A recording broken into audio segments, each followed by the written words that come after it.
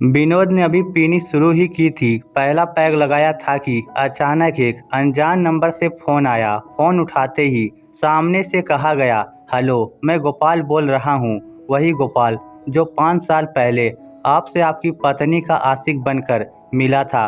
गोपाल नाम सुनते ही विनोद के कान खड़े हो गए। फिर भी वह आराम से बोला, क्यों फ़ोन किया? सामने वाला आदमी बोला, अपनी गुनाह की माफ़ी मांगने के लिए फ़ोन किया है। विनोद बोला, कैसा गुनाह? सामने वाला आदमी काफ़ी देर चुप रहा, मगर उसके चुप रहने पर विनोद से सब्र नहीं हुआ, क्योंकि उसका दिल धक धक करने लगा था। वह जल्दी में बोला, बोल कैसा गुनाह? गोपाल काँपती आवाज़ में बोला, संगीता पर जो भी लांछन मैंने लगाए थे वह सब गलत थे। वह बेदाग और चरित्रवान स्त्री है। मैं ही बदले की भावना में अंधा हो गया था। इतना सुनते ही विनोद के मस्तिष्क में हथौड़े से बजने लगे। उसने जल्दी में एक पैग और लगाया, फिर उसे एक सांस में घटक गया। उधर से गोपाल कहे जा रहा था, ये सच है कि मैं उसका आशिक था, मगर मेरी बुरी आदतों और गंदी नज़र को पहचान कर संगीता ने मुझे कोई भाव दिया ही नहीं। इतना ही नहीं, उसने कॉलेज में सबके सामने मुझे थप्पड़ भी लगा दिया था। मैं उसे बदला लेना चाहता था, इसलिए आपसे मिला। झूठ बोला कि हम दोनों आपस में प्रेम करते थे, हमारे बीच शारीरिक संबंध भी थे। ट्रेन में आपका और मेरा मिलना कोई अचानक नहीं था, सब कुछ मेरे प्लान के अनुसार हुआ। मैंने आपका ब्रेन वॉश करने के लिए इतने पापड़ बेले थे। इतना सुनकर विनोद के दिल में एक गुबार सा उठा, फिर टपक टपक आंसू निकलने लगे। विनोद बोला, तुम ये भी जानते होंगे कि 5 सालों से मैं और संगीता अलग रह रहे हैं। तुम अपनी चाल में पूरी तरह सफल हो गए थे। तुम्हारे कारण मैं अपनी पत्नी और बेटे से दूर हूँ। तुम्हें हाय लगेगी, बहुत बुरी मौत मरोगे।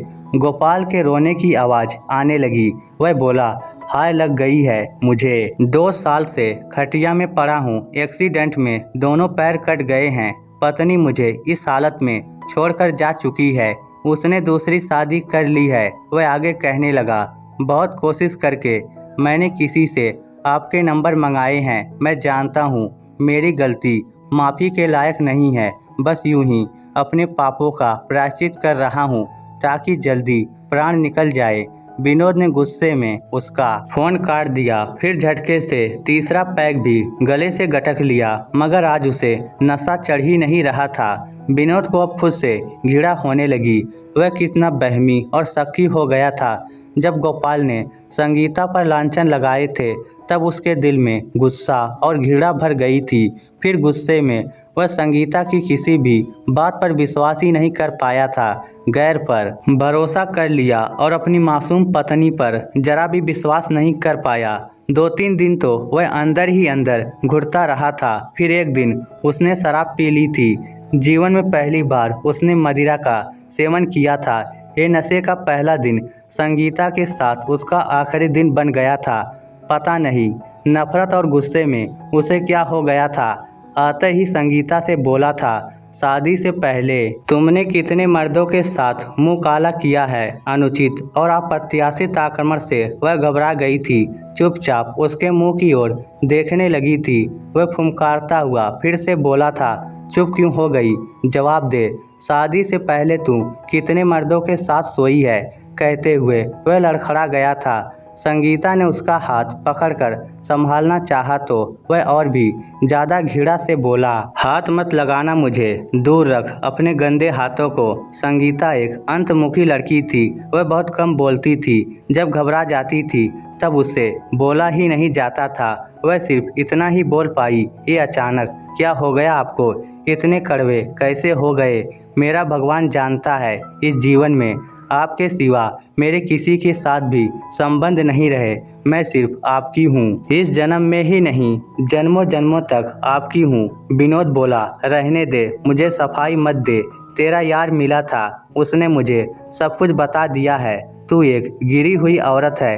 पहले तुमने उसके साथ मजे किए, उससे मन भर गया तो दूसरे को पकड़ लिया, फिर तीसरे को। तू औरत नहीं, बेश्या है। मुझे सुहाग रात पर ही तुम पर शक हुआ था कि पहले झूठ मूठ का शर्माना, फिर फूड समर्पण। बता तू पहली ही रात मेरे साथ इतना कंफर्टेबल कैसे थी? बता। अरे तू क्या बताएगी, तू तो खेली खाई थी। वह इतना जहर उगल रहा था कि संगीता का दिमाग सुन्न हो रहा था। फिर भी वह हिम्मत करके बोली, 4 साल से आपके साथ हूँ, इतने दिनों की वफा का ये इनाम तो मत दो। मुझसे मन भर गया है तो बोल दो, छोड़कर चली जाऊंगी, मगर इस तरह जलील करके मेरे दिल को छलनी मत करो। वह पागलों की तरह हंसता हुआ बोला, 100 चूहे खाकर बिल्ली हज को चली। अरे अब तो मुखौटा उतार दे, तेरा वह राजदार, तेरे सारे राज उगल गया। माता पिता का झगड़ा देखकर 3 साल का पंकज रोने लगा था। संगीता ने बेटे को गोद में उठाया, फिर वही फर्श पर बैठ गई। बोली, मेरे जीवन में ऐसा कोई अध्याय है ही नहीं जिसमें कोई राज छुपा हो। मेरा कोई दुश्मन आपको मिल गया होगा, फिर आपके झूठे कान भर गया होगा। प्लीज इतने कान के कच्चे मत बनिए, होश में आइए, मुझे बहुत डर लग रहा है। विनोद तो आपे से बाहर हो चुका था। बोला, तू ये बता, मेरी जिंदगी से जाने का क्या लेगी? क्योंकि अब तुझे देखकर मुझे घिन आती है, नफरत से बदन में आग सी लग जाती है। संगीता एक खुददार और स्वाभिमानी औरत थी। वह ज़्यादा सहन नहीं कर पाई। जिस हालत में थी उसी हालत में बच्चे को लेकर घर से बाहर निकल गई। फिर वह कभी लौट कर नहीं आई, ना ही वह उसे लाने गया। वह अत्यधिक तनाव में 2-3 पैग लगा गया। फिर रह रहकर पत्नी का चेहरा उसकी आंखों के सामने मंडराने लगा। कितनी परवाह करती थी वह उसकी। एक बार जब उसे बुखार हो गया था, टेबलेट देने से भी नहीं उतर रहा था, तब वह पूरी रात उसके सिरहाने बैठी रही थी। कभी ठंडे पानी में भिगोकर माथे पर कपड़ा रखती थी, कभी सर दबाती थी। सुबह होने पर जब तक उसे हॉस्पिटल लेकर नहीं गई, कितनी बेचैन हो रही थी। एक साथ कई पैग लगाने से उसे नशा हो गया था। वह फर्श पर ही गिर पड़ा। उसकी माँ तो बचपन में ही चल बसी थी। जब 20 साल का था तब पिता का भी निधन हो गया था। पिता का अच्छा खासा कारोबार था। उसे हड़पने के लिए रिश्तेदार नज़र गड़ाए बैठे थे, मगर उसने किसी भी रिश्तेदार को ज़्यादा भाव नहीं दिया था। खुद ही सारा कारोबार संभाल लिया था। जिंदगी में अकेला होने के कारण वह थोड़ा सनकी हो गया था। वह हर शख्स को शंका की दृष्टि से देखा करता था। यही कारण था जब किसी ने उसकी बीवी पर कीचड़ उछाला तो वह खुद उस कीचड़ में धंस गया था। वह सचमुच कान का कच्चा था।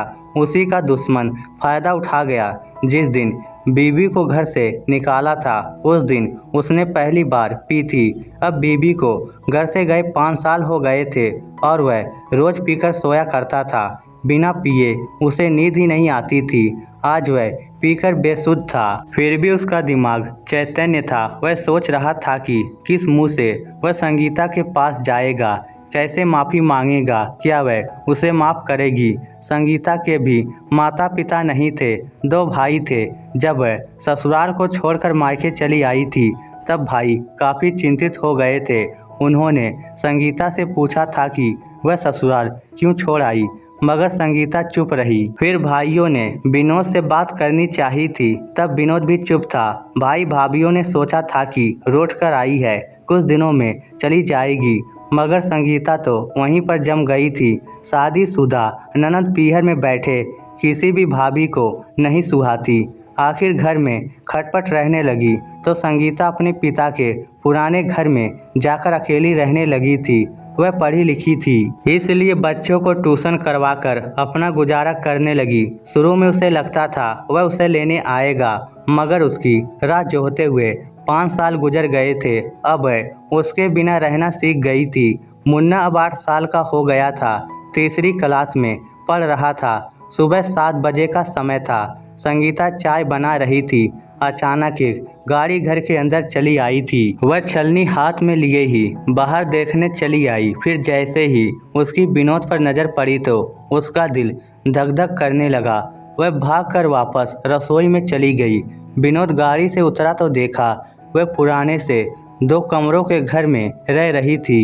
एक टीन डालकर छोटी सी रसोई बना रखी थी।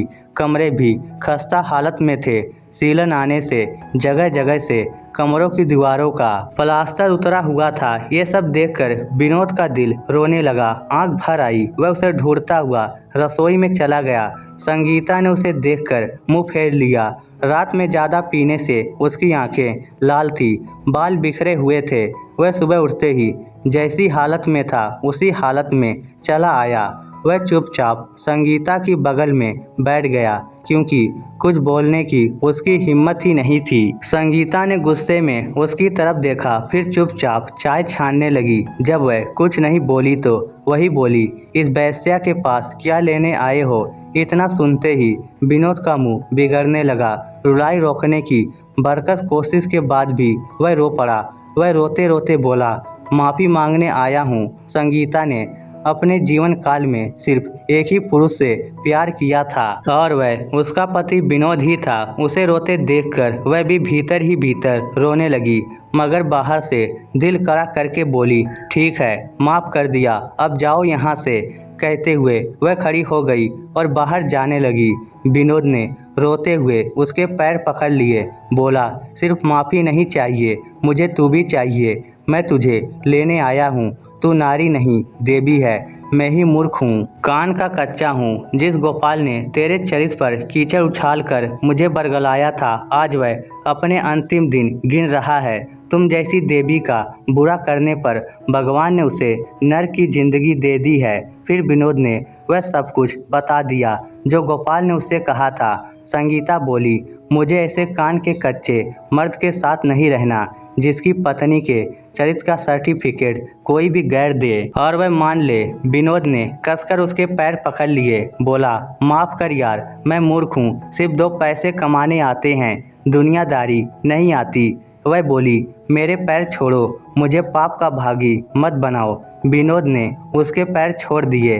पैर छोड़ते ही वह चाय का एक कप उठाकर बाहर आ गई, फिर उस कमरे में चली गई जिसमें उसका बेटा सोया हुआ था। विनोद भी उसके पीछे पीछे आ गया। संगीता ने बेटे को उठाकर उसे चाय दी। बेटे को देखकर वह अधीर हो गया, बोला, पंकज मेरा बेटा, तू कितना बड़ा हो गया रे। कहते हुए उसने बेटे को उठाकर सीने से लगा लिया। संगीता को बेटे के हाथ में दी चाय वापस लेनी पड़ी, वरना विनोद तो पागलों की तरह बेटे को चूमने लगा था। पंकज अजनबियों की तरह विनोद को देख रहा था। 3 साल की उम्र में पिता का घर छूटा था। आज 5 साल बाद धुंधली सी छवि भी उसकी यादों में ना थी। बेटा बोला, ये कौन है मम्मी? विनोद उसे सीने से कसते हुए बोला, मैं तुम्हारा पापा हूँ रे। बेटे को बाप की बाहों में दुबक कर अच्छा लग रहा था, इसलिए वह चुप ही रहा। संगीता बोली, अब मिलना हो गया है तो जाओ यहाँ से। मैंने अकेले जीना सीख लिया है, अब मुझे किसी का सहारा नहीं चाहिए। विनोद बोला, ऐसे मत कहो प्लीज़, माफ़ कर दो। तुम्हारे जाने के बाद मैं भी टूटकर बिखर गया हूँ। मुझे तुम्हारे बिना जीना नहीं आता। लौट चलो ना, हम फिर से जीना सीखेंगे। मुस्कुराना भूल गए हैं, अब साथ मिलकर मुस्कुराएंगे। संगीता बोली, गुजरे हुए 5 सालों का हिसाब कौन देगा? तड़पते हुए गुजरती रातों का हिसाब कौन देगा?